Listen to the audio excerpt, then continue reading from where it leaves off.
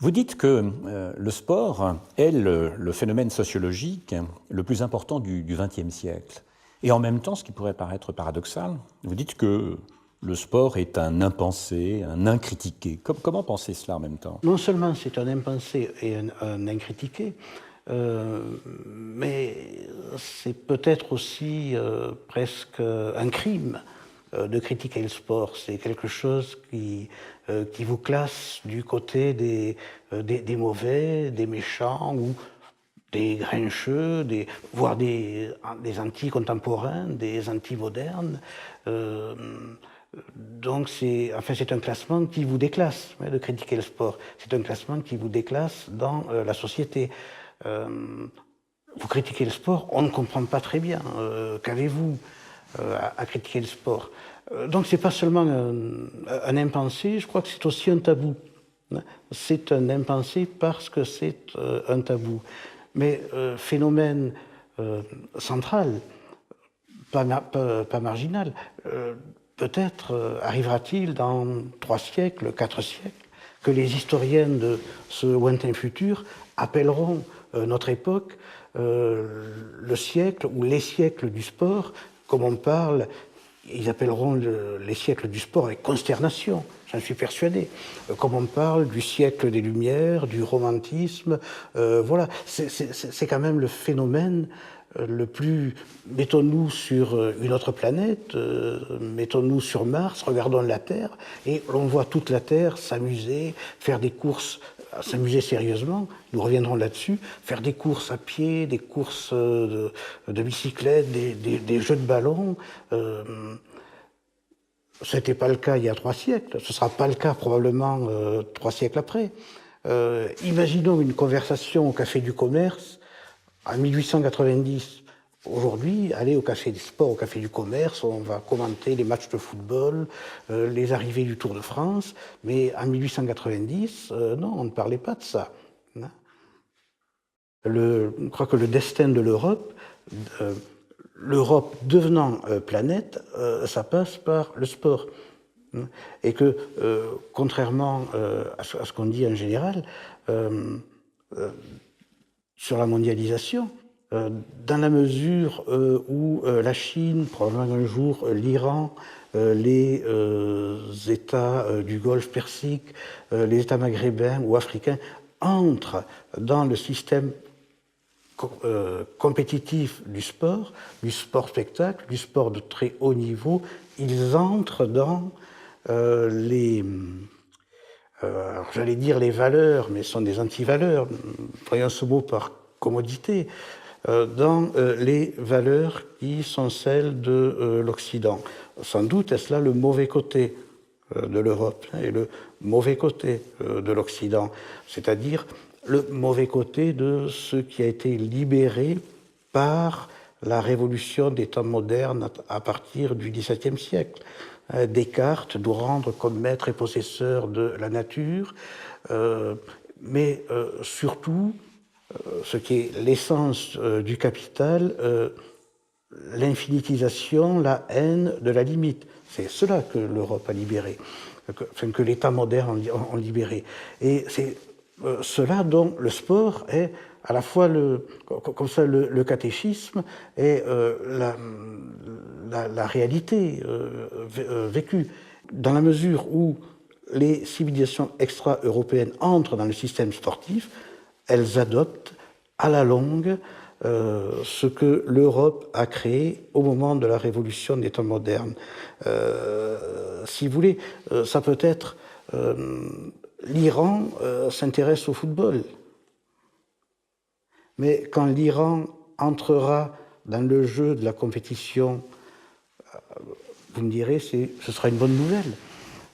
Sait-on jamais. Mais quand l'Iran entrera dans le jeu de la compétition, Coupe du monde de football, etc., très sérieusement, et adoptera les, entre guillemets, valeurs sportives qui sont à l'origine des valeurs européennes modernes du XVIIe siècle, eh bien, l'Iran s'européanisera, s'occidentalisera.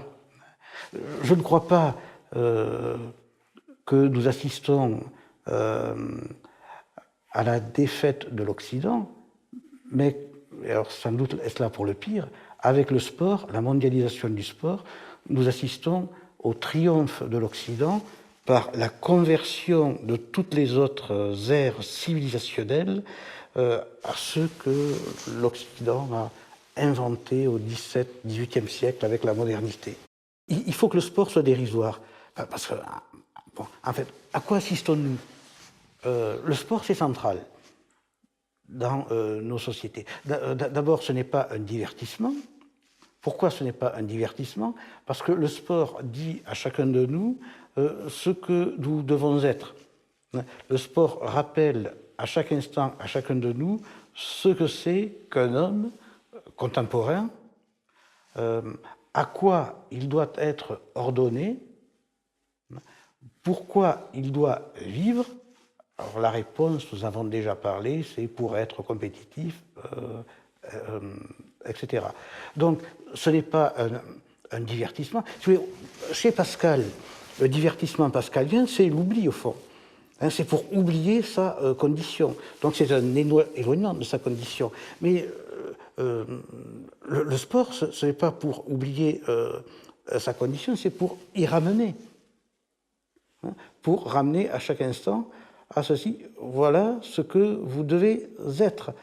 Bon, pour ça que j'ai parlé de la corde de la chèvre de M. Seguin. Bon, alors donc ce n'est pas un spectacle, ce n'est pas dérisoire, c'est central. Or, à mes yeux, en effet, oui, sans doute au début du XXe siècle, à la fin du XIXe, le sport c'était dérisoire.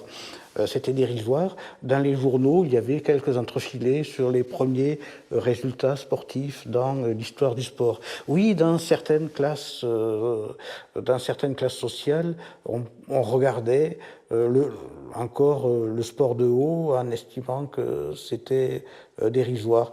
Mais je crois en même temps que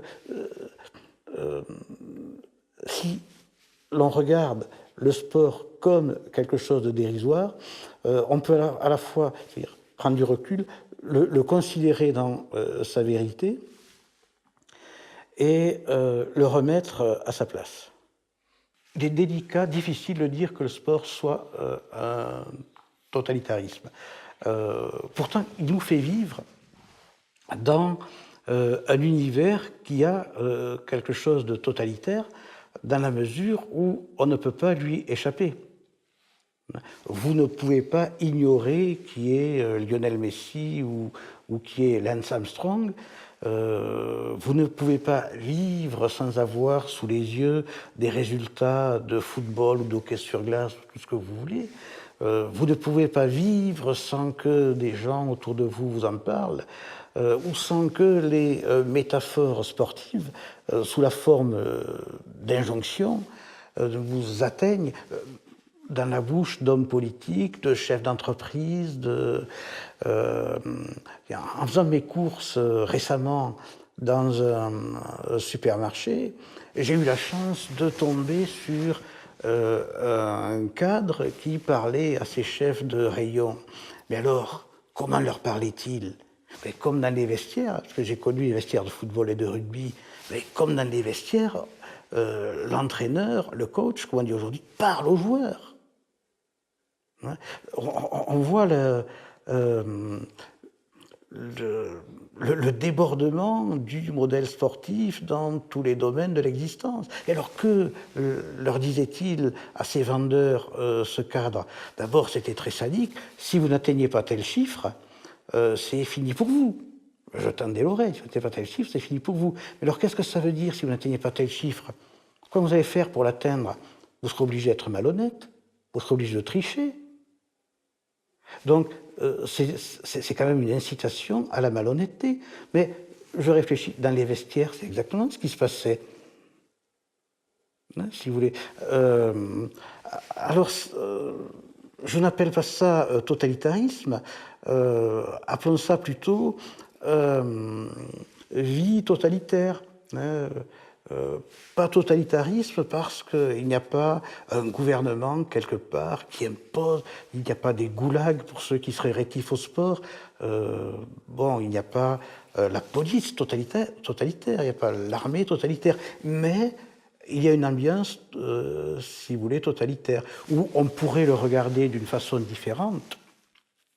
Mais on pourrait dire que finalement, aujourd'hui, le sport structure les imaginaires comme au Moyen Âge le faisait la religion, voilà, qui était pas un enfin, la chrétienté médiévale, c'est pas un totalitarisme. Et puis le Moyen Âge, c'est pas non plus ce qu'on en dit en général. Il y a des périodes de lumière, etc. Bon, mais l'existence quotidienne était imprégnée de religion de la première à la dernière heure du jour. Voilà, structuration des imaginaires. J'ai l'impression qu'aujourd'hui le sport joue ce rôle-là, structure les imaginaires. Ah, une grande différence, c'est que alors que la religion est construit sens et transcendance et ordonne l'existence de chacun à quelque chose qui le dépasse, et même à la longue durée, le sport structure l'imaginaire avec du vide. Finalement, quand certains auteurs disent que le sport c'est une néo-religion, il faut faire très attention. D'ailleurs, on peut dire journalistiquement que le sport c'est de la religion, mais quand on analyse les choses avec un peu plus de finesse, il y a la différence entre le sens et le vide. C'est-à-dire entre ce que pouvait donner aux hommes du Moyen-Âge la religion, c'est-à-dire l'espérance, et ce que peut donner le sport, le spectacle sportif, rien. Donc c'était une phrase de Georges Canguilhem, le philosophe, qui disait « Une idéologie est une croyance qui lorgne du côté d'une science établie pour en accaparer le prestige ». Alors de quel côté de la science le sport lorgne-t-il ? Bon, il y a un côté scientiste dans le sport. Voilà. Alors le côté scientiste, on le voit dans le fanatisme du médical, du physique aux sciences physiques, de la balistique, de la chimie qu'il y a dans la préparation des sportifs, et même le fanatisme de la psychologie, qui est dans la préparation des sportifs. Ça, c'est le scientisme. Le scientisme, on le voit aussi dans sa croyance aux chiffres, au classement, aux chiffres, au record. Des sportifs se différencient par rien. Un centième de seconde, le sport croit dans ce centième de seconde, mais ce centième de seconde, évidemment, il n'existe pas. Donc c'est un scientisme qui est, enfin, la croyance dans un objet scientifique inexistant. Donc je crois que le sport lorgne vers la science comme idéologie. On pourrait imaginer que le sport célèbre le triomphe du corps, alors que vous dites, ce qui est un paradoxe, que le sport repose sur la haine du corps. Haine absolue du corps. Que veut un sportif ? C'est Tom Simpson que nous voyons,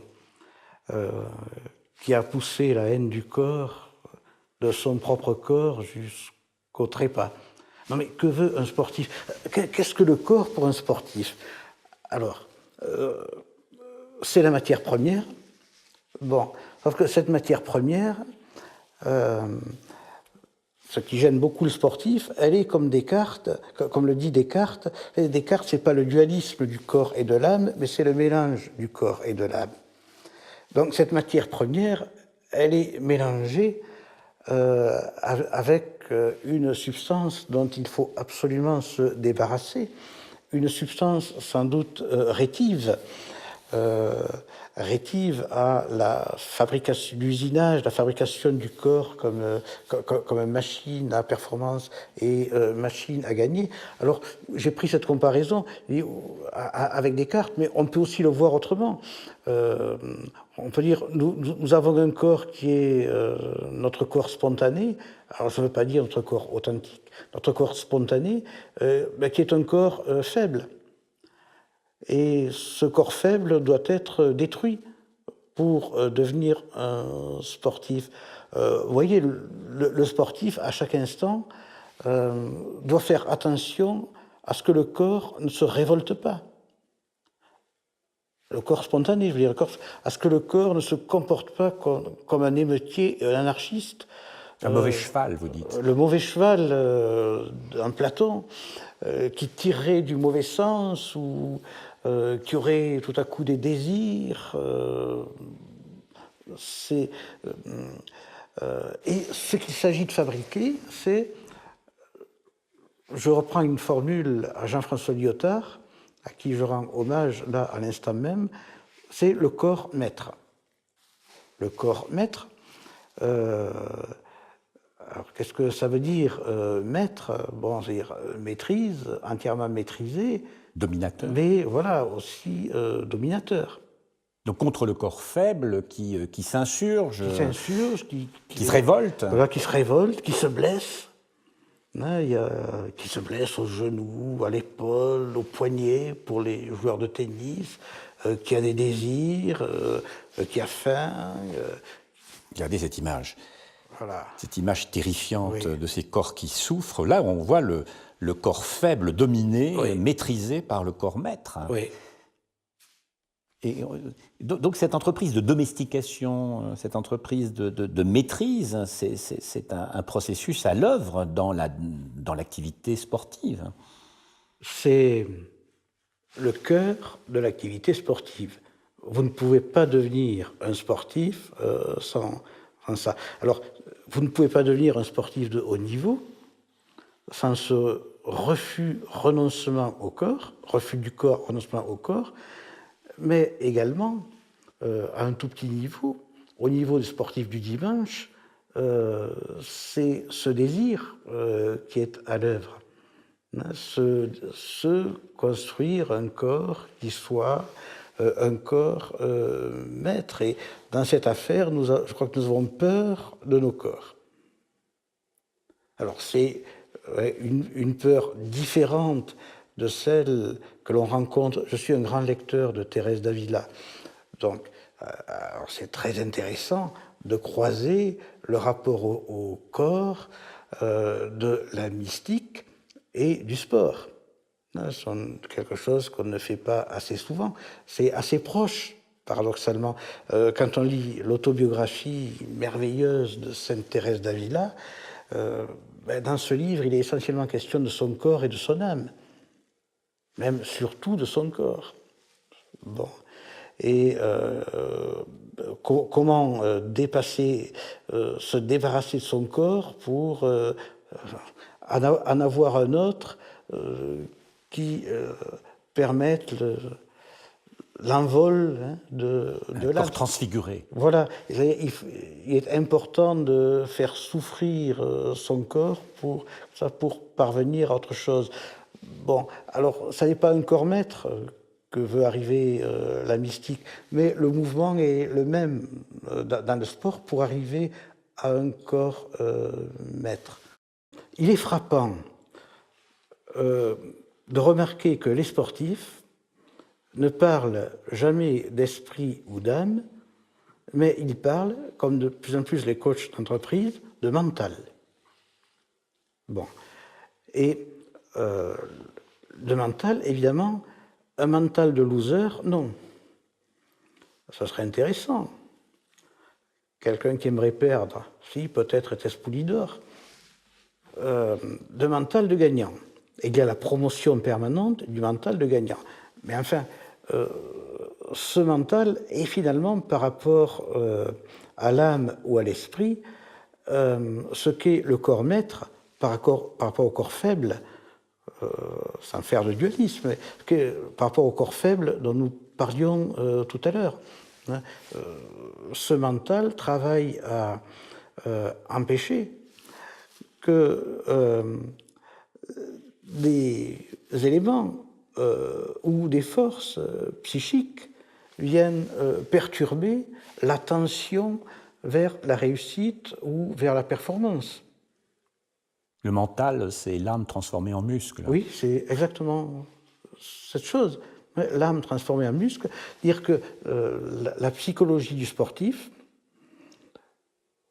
ce qui séparait, paraît-il, d'après la philosophie, les hommes des animaux, l'esprit ou l'âme, donc que la psychologie des sportifs soit appauvrie au point que sa seule obsession, ce soit la victoire, le gain, la performance. Voilà. Alors, si cela ne concernait que le monde du sport, on pourrait croire à une aberration comique. Mais en fait, là encore, cela se diffuse dans toutes les autres activités. Ça devient un modèle. C'est un modèle.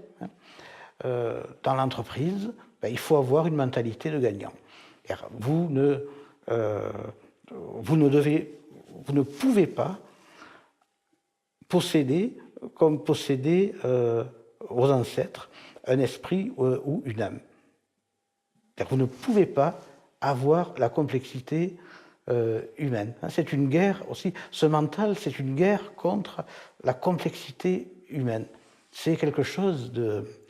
ce n'est pas anodin du tout, ce triomphe du mental. Ce n'est pas anodin du tout, cette substitution du mot mental au mot âme et au mot esprit qui était traditionnel dans nos sociétés.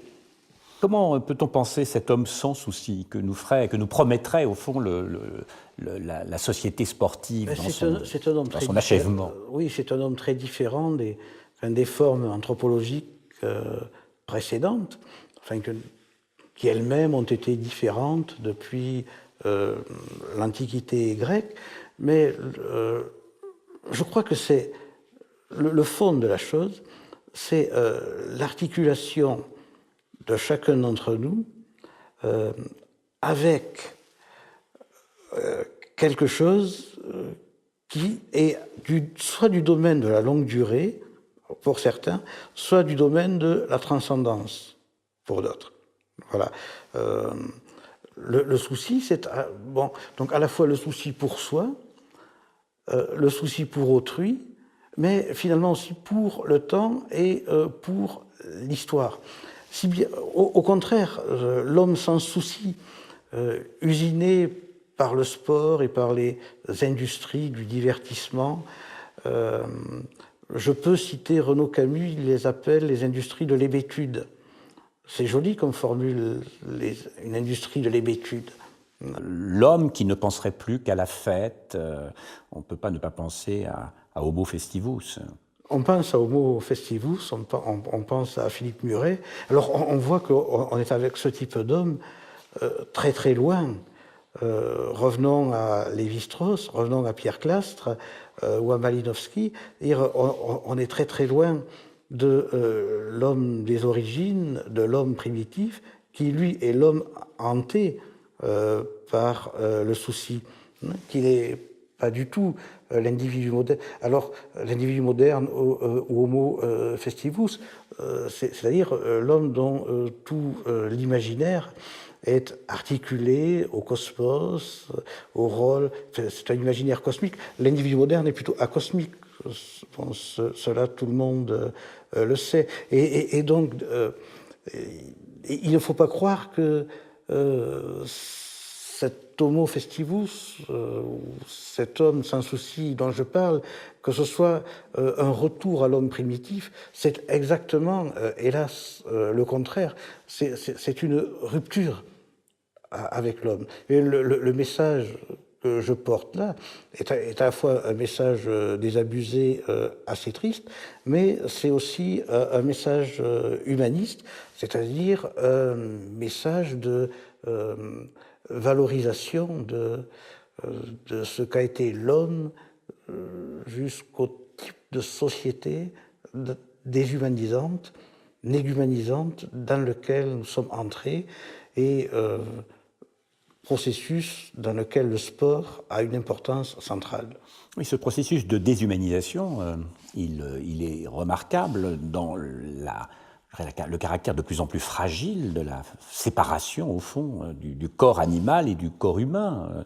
Si on pose une distinction, comme le faisait d'ailleurs Heidegger, marquant très bien le fossé ontologique qui séparait le corps animal du corps humain, on pense à une réflexion d'Hannah Arendt lorsqu'elle parle de l'animal laborans et de l'homo faber, oui. Celui qui est pris dans le cycle et la répétition, et l'homo faber qui produit une œuvre. Oui, dans sa magnifique lettre sur l'humanisme, Heidegger dit que le corps humain, biologique, est quelque chose d'essentiellement autre qu'un corps animal.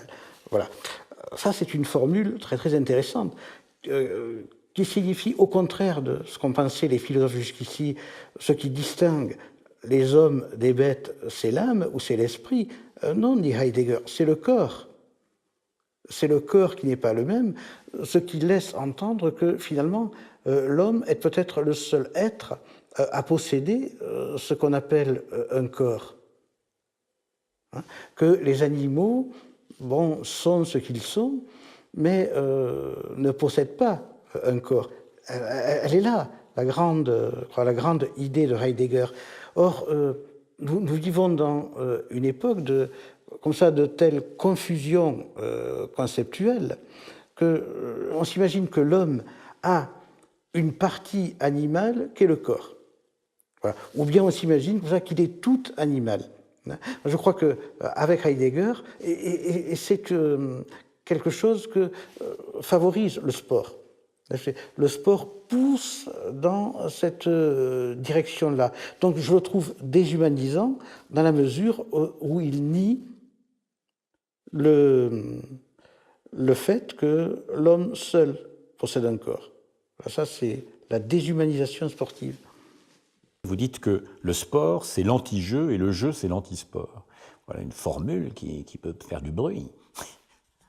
Oui, on peut faire une analogie entre le volcan et la lave et le jeu et le sport. Et le jeu, c'est ce qui est en dessous, ce qui menace d'éruption, donc ce qui finalement permet la vitalité, mais ce qu'il faut en même temps toujours contenir et sans doute toujours nier pour éviter l'explosion de l'institution. C'est-à-dire que si l'on veut jouer, il ne faut pas faire de sport. Et si l'on fait du sport, c'est que l'on ne veut plus jouer, que l'on refuse le jeu. Ça, c'est le cadre général.